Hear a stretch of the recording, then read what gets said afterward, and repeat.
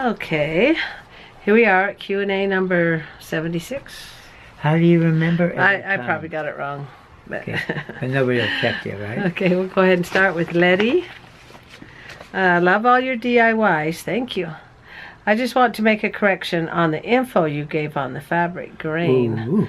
Lengthwise is the straight of the grain, and across is the width of the grain, and the bias is a 45-degree diagonal line cut across either the lengthwise or crosswise grain of the fabric, thus resulting in the threads being on a 45-degree angle. So Did you get that? make sure that you got that right. Now this is Jolo's variety. Oh, so just make sure that you get that corrected. It's not Jolo, Jojo. Those are J's. That's a J? Yes. Oh. I wondered why it said Jolo. I'm thinking of Jay Leno. The funnest part is correcting your yeah, spouse. he loves correcting me. And you should actually be keeping score. Well, he has his glasses on. And I don't have mine. I don't want to wear my glasses. Okay. How many grandchildren do you have? 27 coming up. 26, one in the oven. Yeah, that's Yeah. right. Do the cats get and go in the sand pile? Yes. No, they don't. Well, they try. I cover it. She covers. Well, why did Joanna see all? Well, the poop they poop back in the corner where behind? the kids don't There's a play. giant tire, huge tire, and behind that. Yeah.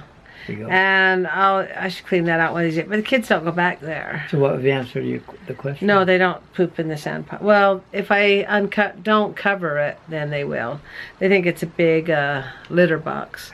So I have to cover it it has to be covered all the time. Or else you go out with your shovel and fix everything up. Yeah. Okay. I know around here they are bad to do that. Yes, cats, that's just what they do. That's better than where dogs poo. They just poo wherever they feel like They it. do. Yeah. Right in the middle of At least the cats. the grass. At least the cats place it strategically. All the dogs we had over the years. Yeah. Who is on poop control or poop pickup? You know. Yeah, we hate that. And at least the cats deposit it and then bury it. At least they do that. So I guess I would love a backyard and house tour. I did do those. I will post those on the video right here. I'll do the house tour and the backyard tour. And you have an amazing place. Thank you. It took quite a few years to get it fixed up. Okay, you do the next one. Kelsey Barton, how many pairs of pants do you have to make? That's 40. Yeah. Actually, I made 41. How long does it typically take? Now it's your turn to me to correct you. Typically. Yeah, I did make 41 this year because I made the one for the new baby. How long did it take? It takes about 15 minutes per jammy. No, how long total? For everybody? I don't know. I worked 3 days? on it for a couple of weeks. Oh, a couple of weeks, yeah. But Because you have to measure and all that stuff. yeah, I did it in sections. I cut out all the boys, and then I cut out all the girls, and then Explain how you did the t-shirts. And how do you find the same t-shirts in all the different sizes? This year I lucked out. Last year I had, the last couple of years I've had to make big ones into small ones, and that's a lot of work. It's just like, I don't know, it's a lot of work. And it's just like making t-shirts, but you don't have to do the collar or the hemming. But I lucked out this year. I found a place, my neighbor, her granddaughter works for, her company's called Big Dog, D-A-W-G, Big Dog. And she just picked all the sizes out for me for $1 a t-shirt. So I didn't have to do any adjustments. How'd I end up with a small one then? Well, you had, I don't know, I was trying to hustle. But you got a medium. I know, You switched with Claudia. So that worked out really good. Okay. Bonnie Barber. Was that Brad that you were pointing to? This is when a plane crashed right by my brother when he was driving up to Idaho in his semi-truck. He goes up there every day to get cows and he brings them back. To the slaughter for McDonald's hamburgers. 100 a day, McDonald's. Anyway, okay. So Yes, that was my brother Brad. He was delayed probably 20 minutes, and then the police and ambulance and everybody came and they scooted them all out of the way and then blocked all the traffic off so nobody could get through. So it was such a crash that couldn't find any bodies, could they? No, I don't think so. Yeah, it was sad. It says, how did you know that he was down there really close to the crash? Well, his wife, my sister-in-law, posted on Facebook and said, oh, we're so blessed. The plane crash barely missed Brad. And so then I called him, and all my other siblings were calling him to check up on him and make sure he's all right. My brother Slade had just passed through a half an hour earlier. He goes up to Idaho. He drives trucks too, drives semi-truck too. But he was a half an hour ahead, so it didn't affect him. Okay. Also, your family is amazing because you all call each other and check up on each other. Yeah, we called, and he says, oh, my so-and-so's calling, Judy's calling, oh, I gotta check in with him.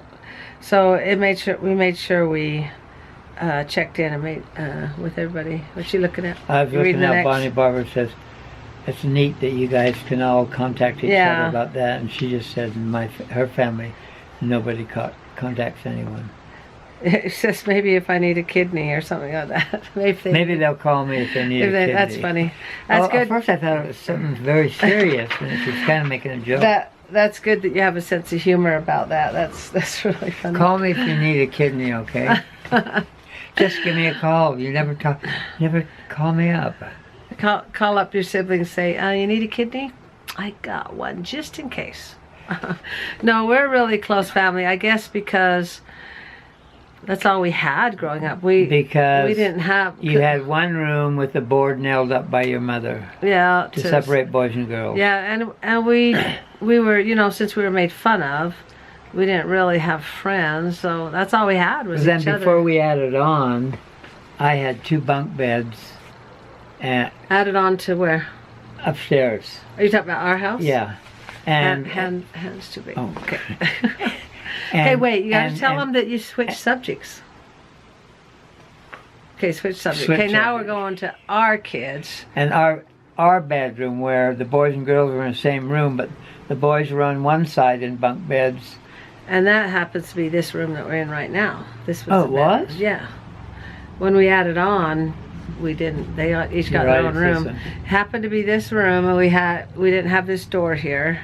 Because I still remember Johnny, the one that's 42 years old. I still remember him, like 2 years old. He was looking outside on the top bunk, and after he looked, he closed the curtain. That was Davey. Oh, was it? Yeah. Okay. He's got to get him right. Anyway, we had 2 bunk beds here and 2 bunk beds here. 1 bunk bed and 2 beds to bed. Anyway, so out of 2x4s, I made them, and mattresses from the thrift store. Yeah, right? Yeah. Yeah, we made do. You made the bunk beds. Okay. So when I came home from the hospital with Julianne. Okay. No. Sing one verse of "Those Were the Days, My Friend." I thought they'd never end, but those were the days, my friend. I thought they'd never end, but they did. My mom would sing that a lot. You go, then they did. That's a cool song. We thought they'd never end. Do a look up on that song. Yeah. Okay, and there was a question that somebody had kind of in general asked that they wanted to hear a little bit about Papa O's life growing up. Oh. So his first 8 years in Canada, just a real quick 5 minutes worth of it. He kind of rambles on. No, I never ramble. No, I get right to the point. Okay, we were... Oh, here we go. Okay, we moved anyway to an area in Vancouver, BC.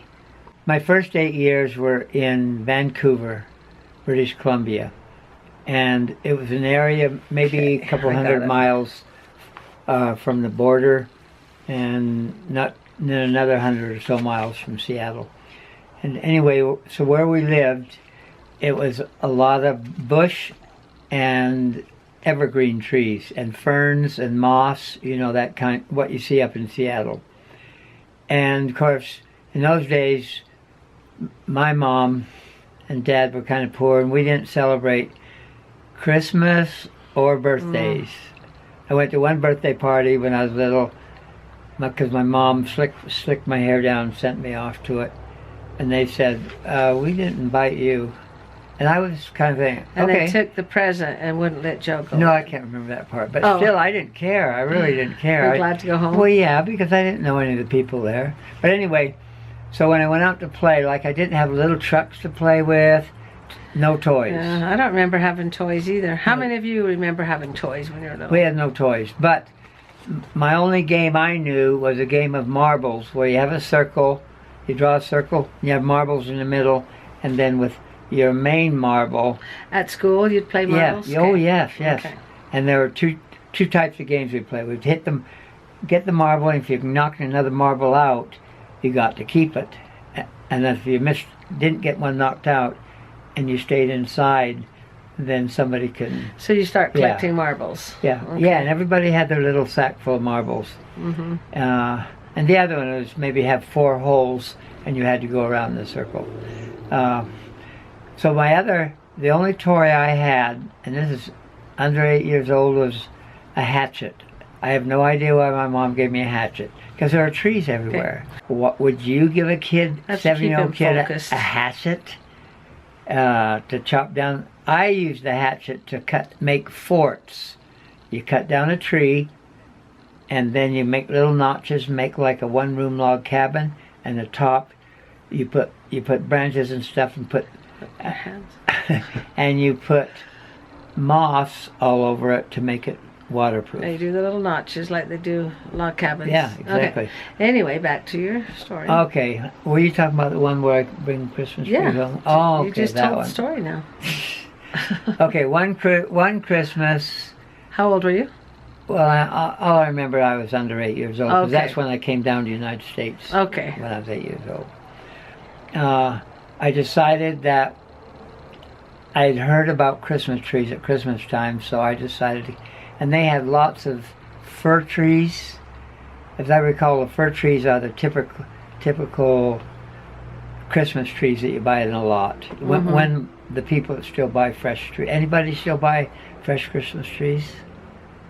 We have packaged wooden stuff. So I cut down my own. We have the fake tree. I cut down my own Christmas tree and dragged it home to our house. Yeah, so he brought it home, and it couldn't have been a very big one. Probably like, a little Charlie Brown tree or something. I recall it being a little taller than me. A little taller than Yeah. you? Okay. So Yeah, so he brought home the Christmas tree. A little 5, 6, 7-year-old chopping down a tree and bring. Did you decorate it, or you probably can't remember? Can't remember. Yeah. Probably just remember bringing it home. I was just proud of myself that I brought a tree home. Yeah. So that was one story. So okay, we'll go ahead and close.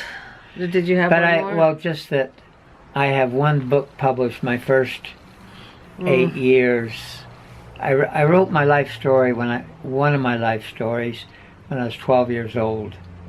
And that's because when I was 12, I can remember all the things that happened Smart. in the other ones. Because they vanish in your mind if you don't write them down. And you kind of change it.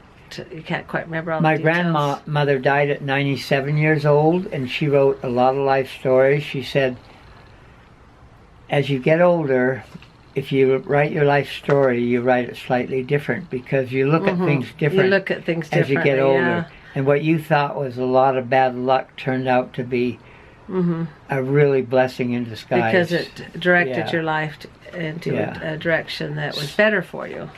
And that's true. Yeah. And she was writing. That's a good point. When she wrote it at 97, I thought, Grandma, I was singing to myself, Grandma, you've written 4 life stories already. What could you possibly say about yourself? And again, she flashed back on things that were not in the other stories. Yeah, because she looks at it differently. You look at it with wiser eyes. You look at it through a different scope, a different perspective. Tiv. What grade did you go to, by the way? I don't know. Oh dear. Okay. My parents. My mom only went to the 8th grade, and my dad. I think he graduated from high school, but it was my stepdad that gave me a lot of dreams. Yeah, and he got you writing. Didn't he help you write your life story when you were 12? Well, he was a clerk in the Army, and he learned to type, like making, everybody heard of carbon copy, you know, CC in your emails? Carbon copy. Oh, is that what that means? Yes. Oh, it means I wonder why. the purple one, so that when you hit the typewriter, it'll make ink. And so he taught me. You have to hit those keys hard enough that'll go and through. I called him by his first name. I said, Gene, I want to learn to type like you. And you're 12. Yes. So he gave me a type book, and it was a beginner's type book. And he just checked up. He says, okay, just start through the lessons here. How many of you guys know what a typewriter is?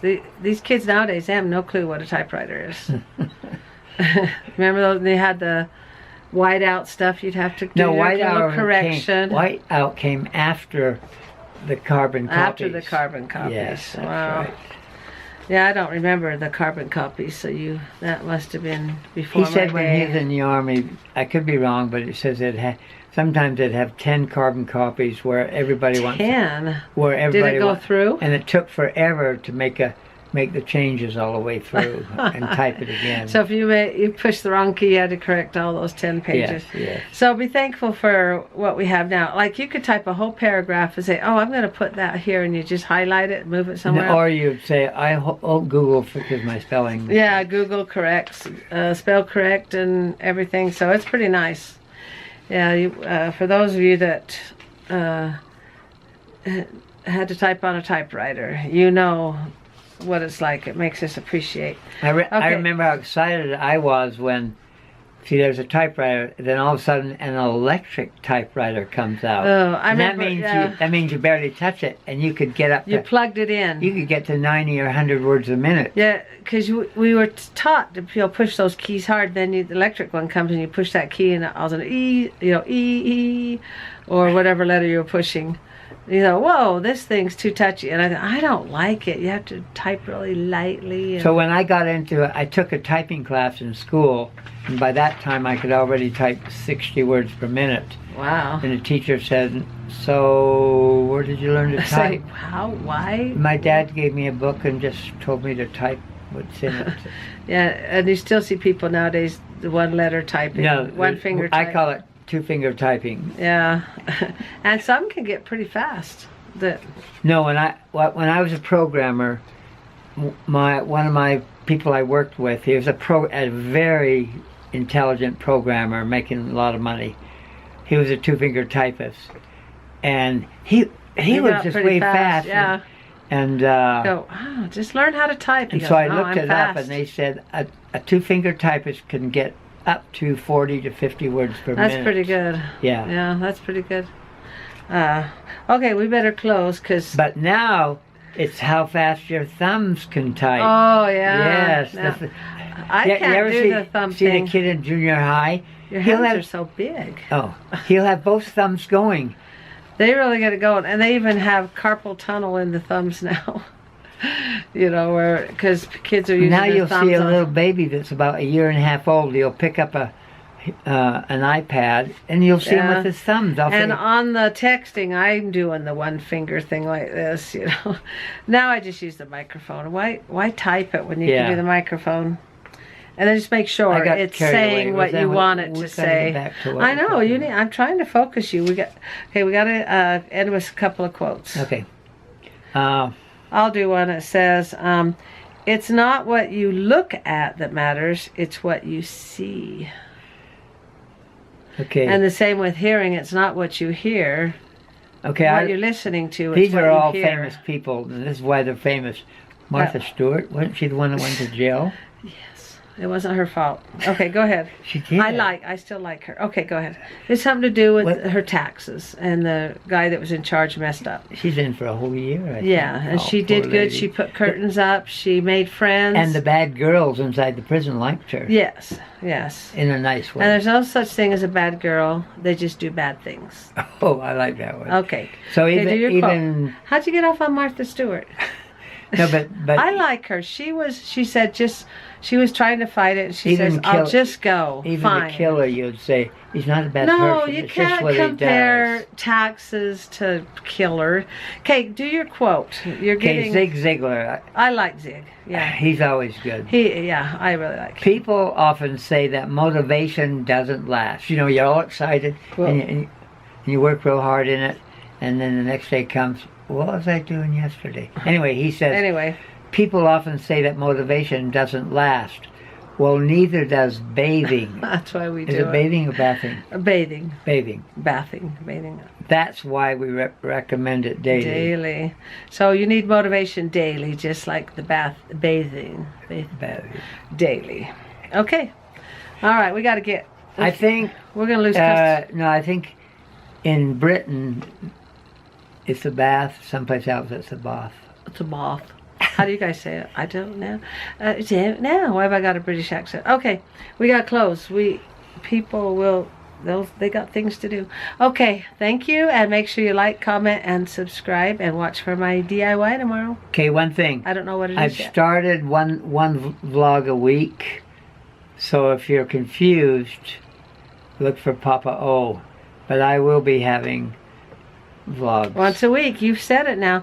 Zig Ziglar says that if you want to accomplish something, tell people you're going to do it, and that motivates you to And do I'm it. going to start. And he's told you. And one so of the things I'm going to start on is my bicycle trip. It's only 24 riding days, and I'm on my third day, and I've been on the third day. So I've done 2 videos yeah, finish already. your bike 2 trip. video, yeah. Okay.